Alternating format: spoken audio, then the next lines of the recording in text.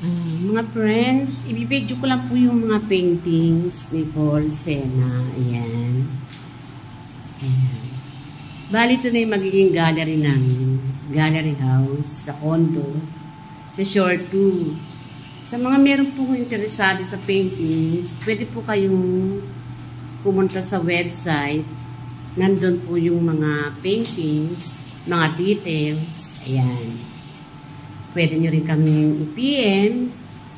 Nasa website po yung painting sa Bantayog ng mga bayani. Ayan. Yung proceed nito, mapupunta sa Bantayog ng mga bayani. Ayan po. Ayan.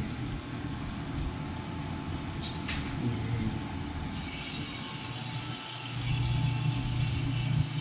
Ayan. Suman.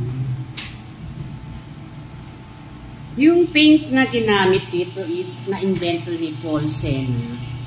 Oil paint, water mix sabon. Ayan. Pwede rin po kayo magpaturo ng art lesson dito po sa condo sa Shore 2. Ayan. Ito po yung dyaryo na front page siya sa Daily Inquirer. Ayan. Ayan. Sa lahat po nagkaka-interest sa mga paintings at gustong matuto ng art lessons, dito po sa Shore 2, sa lobby, pwede niyo po kaming kontakin. O kaya sa website, meron po kaming page sa website sa Bantayog ng mga bayani. Ayan. Ayan.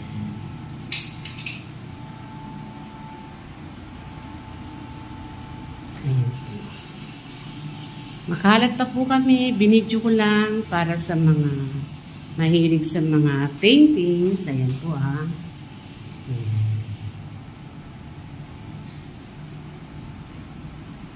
Ayan. Ayan. Sa labas po may swimming. Mamaya ipapakita ko din po. Ayan. Ayan po. Pag na-finish na po lahat, ipapakita ko. Yan. Ito po yung yung swimming ng mga tenant dito. Magsiswimming kami diyan kasi alas 6 hanggang alas 10 ng gabi daw. Pwede mag-swimming. Ayan, mga friends, makakapag-swimming na si Lolo at Lola. Ayan. Ayan. Ayan, sana po may magustuhan kayo mga friends. Thank you po. Good morning. Ay, good afternoon.